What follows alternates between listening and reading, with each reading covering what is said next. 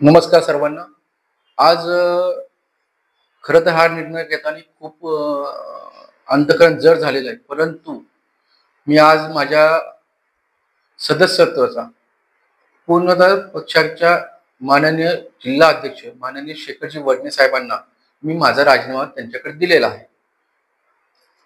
आज हे सांगत असताना माझ्या आमच्या कुटुंबाचे 3 पिढ्या माझ्या ह्या भारतीय जनता पार्टीसाठी काम केलेलं आहे आणि ते काम करत असताना आमच्या कुटुंबाच्या निस्वार्थ आणि पार्टीबद्दल दिलेल्या योगदानाबद्दल कुणाच्या मनात किंतु येण्याचं काही कारण नाही आणि कुणाच्या मनात असो किंवा नसो आमच्या कुटुंबाचं योगदान हे कुणाला नाकारता येणार नाही. परंतु आज काही कारणास्तव माझ्या घरगुती कारणास्तव मी या पदाचा राजीनामा दिलेला आहे, सदस्यत्वाचा राजीनामा दिला आहे. एकंदरीत सदस्यत्वाचा राजीनामा दिला असला तरी जे सदस्यत्वाचा पदाला काम असतं ते मोठ्या प्रमाणात नसतं, परंतु काही पक्षात काही अडचणी येत होत्या का किंवा आपण नाराज आहात का? कशामुळे राजीनामा? मी आपल्याला म्हटलं ना, माझ्या घरगुती कारणामुळे आणि काम करत असताना अनेक माझे बरोबरचे जे सहकारी आहेत, मित्र आहेत, यांना बरोबर काम करून घेत असताना आता मी कोणत्याही काम करण्यासाठी मी फार वेळ देऊ शकणार नाही. याचा विचार करून मी असा निर्णय घेतला की घरगुती ते कारण होईपर्यंत आपण येथे थांबावं, म्हणून मी ह्याचा राजीनामा दिलेला. एकंदरीत स्थानिक स्वराज्य संस्थांच्या निवडणुका जवळ येत आहेत. काही महिन्यातील 1.5 महिन्याच्या अंतरावरती या निवडणुका नगरपंचायतीचे काही आहेत. एकनाथ शिंदे गट असेल किंवा राष्ट्रवादी काँग्रेस अजित पवार गट असेल, त्या आपल्याशी संपर्क साधण्याचा प्रयत्न. माननीय एकनाथजी शिंदे साहेबांची सेनेतून मला खूप जणांकडून विचारणाही झाले, माझाही संपर्क त्यांच्याशी झाला होता. त्यांनी संपर्क केला तर मी संपर्क केला होता. माननीय दादांच्या इथून बी संपर्क झालेला आहे.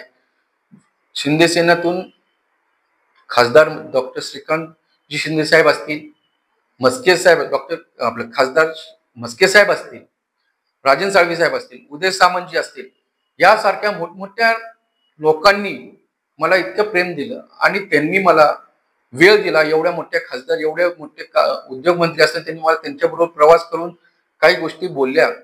त्यामुळे मला निश्चितच त्यांनी माझ्या कामाची दखल घेतली, याचा निश्चितच आनंद झाला. दादांकडूनही माझ्याकडून भरपूर वेळा बोलणं झालं त्यांच्याशी. त्यांनी माझ्या नेतृत्वावर काम करण्याची जी पद्धत आहे, कार्यकर्त्यामधले नेतृत्व जागृत करण्याची जी पद्धत आहे, ह्या लोकांनी माझ्यात बघितली, म्हणून याचा माझ्यासारख्या कार्यकर्त्याला निश्चितच आनंद होतो. नक्कीच निवडणुका अगदी जवळ येत आहेत.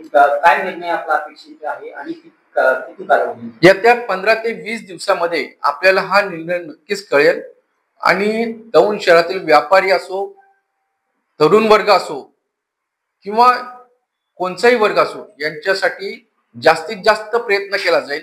जे दौंड शहरातून व्यापाऱ्यांचं स्थलांतर झाले, जे शिक्षणासाठी लोकांना बाहेर गावात लागतं, कोणकोणत्या छोट्या गोष्टी आहेत, याच्यासाठी निश्चित दौंड शहराचा कायापालट करण्यासाठी निश्चितच मी प्रयत्न करेल आणि येणाऱ्या काळामध्ये त्याच्यासाठी पूर्ण ताकदीने प्रयत्न करेल.